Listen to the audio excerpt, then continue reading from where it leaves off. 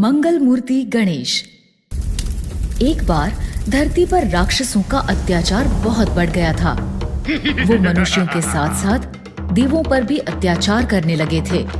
सभी देव मिलकर भी उनका सामना नहीं कर पा रहे थे, जिससे राक्षसों का मनोबल बहुत बढ़ गया था। ये देखकर देवराज इंद्र सभी देवों के साथ कैलाश पर्वत गए और शिव जी से बोले, महादेव, राक्षसों ने धरती और स्वर्ग लोक दोनों में हाहाकार मचा दिया है।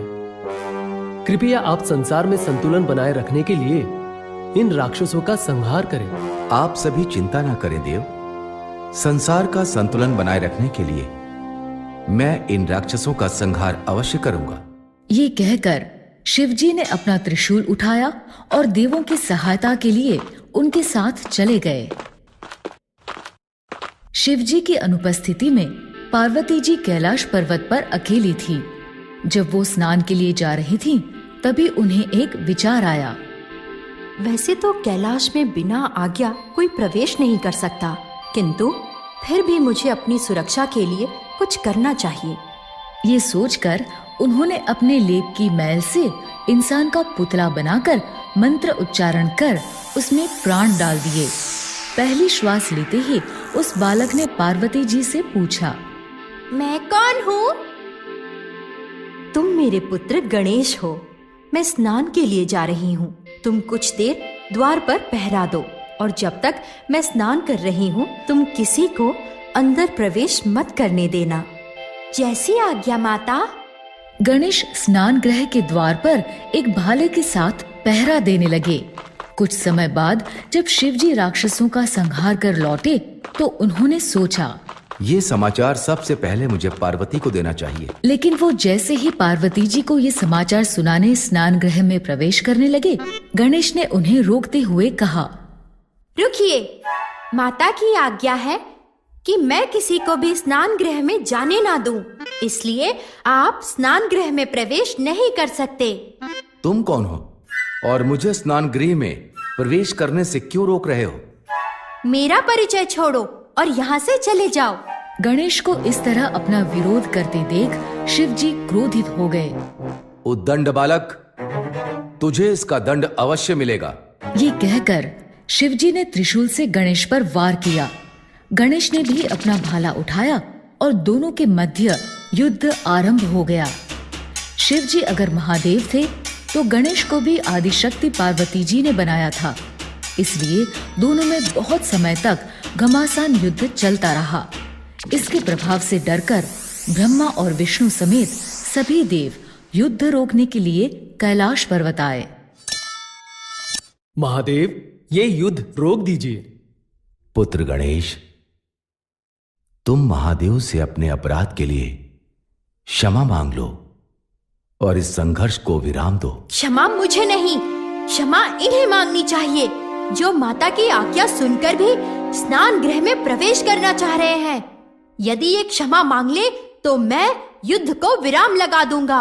ये सुनकर शिवजी अत्यधिक क्रोधित हो गए। ब्रह्मा जी ने चिंतित स्वर में गणेश से कहा, अपनी गलती मान लो बालक, नहीं तो महादेव के क्रोध से तुम्हें कोई नहीं बचा सकेगा। मुझे अपनी रक्षा की नहीं, अपितु अपने कर्तव्य पालन की चिंता है।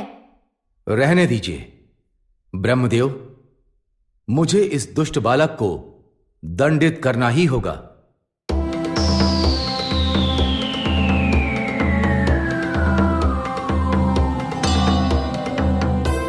त्रिशूल के वार से गणेश का सिर धड़ से अलग हो गया माता! और आकाश मार्ग से होता हुआ मंगल लोक में जा गिरा।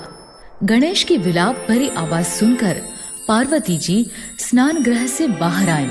जब उन्होंने गणेश का मृत धड़ जमीन पर पड़ा देखा तो वो बहुत दुखी हुई और रोते रोते बोली, पुत्र गणेश, हे देव, ये आपने उचित नहीं किया। आप जल्दी से मेरे पुत्र को जीवित कीजिए। क्रोध में आपसे बहुत अनुचित कार्य हो गया है महादेव, इसलिए आपको गणेश को जीवित करना ही होगा। अब तक शिवजी का क्रोध भी शांत हो चुका था। वो पार्वती जी से बोले, हे देवी, गणेश का सिर मेरे त्रिशूल के वार से मंगल लोक में जा गिरा है। और वैसे भी मेरे वार से कटा सिर वापस नहीं जोड़ा जा सकता, इसलिए क्षमा करना देवी, लेकिन गणेश को जीवित करना असंभव है। ये सुनते ही पार्वती जी क्रोधित हो गईं। हे देव, यदि आपने मेरे पुत्र को जीवित नहीं किया तो मैं सारे संसार को अपनी क्रोध की अग्नि में भस्म कर दूंगी। इस पर ब्रह्मा जी कुछ देर सोचकर बोले, महादेव, बालक गणेश को जीवित किया जा सकता है। किसी ऐसे बालक का सिर जिसे आपके त्रिशूल से ना काटा गया हो, बालक गणेश के धड़ से जोड़ा जा सकता है। इसलिए महादेव, आप अपने गणों को आदेश दीजिए कि वो उत्तर दिशा से किसी ऐसे बालक का सिर लेकर आएं जिसका चेहरा उत्तर दिशा में हो और जिसकी मां उसकी तरफ पीट करके सो रही हो। शिव जी समेत सभी देवों को ब्रह्मा जी की ये बात सही लगी। शिव जी ने अपने गणों को आदेश दिया। आदेश पाकर सभी गण उत्तर दिशा की ओर चल दिए। बहुत दूर जाने पर ब्रह्मा जी के कहे अनुसार उन्हें हाथी का बच्चा दिखाई दिया। इस हाथी के बच्चे का मुख उत्तर दिशा की ओर है और इसकी माँ भी इसकी तरफ पीट करके सो रही है। गण उस हाथी के बच्चे का सिर लेकर कैलाश पर्वत लौट आए। शिव जी ने हाथी के बच्चे का सिर गणेश के धड़ से जोड़ दिया और गणेश पुनः जीवित हो गए। पार्वती जी गणेश को जीवित देखकर प्रसन्न थी, लेकिन अपने पुत्र के सिर पर हाथी का सिर देखकर थोड़ी निराश भी थी। आपने मेरे पुत्र को एक हाथी का मस्तक क्यों लगाया? अब सारा संसार मेरे पुत्र का उपहास करेगा। इस पर शिव जी ने गणेश को वरदान देते हुए कहा, आज से कुछ भी शुभ कार्य आरंभ होने से पहले गणेश की पूजा की जाएगी और गणेश को मंगल मूर्ति के नाम से जाना जाएगा। ये सुनकर पार्वती जी बहुत प्रसन्न हुई। उन्होंने बालक गणेश को गले से लगा लिया। शिव जी ने भी गणेश को गले से लगा लिया। इस तरह गणेश का जन्म हुआ और उनका नाम मंगल मूर्ति पड़ गया।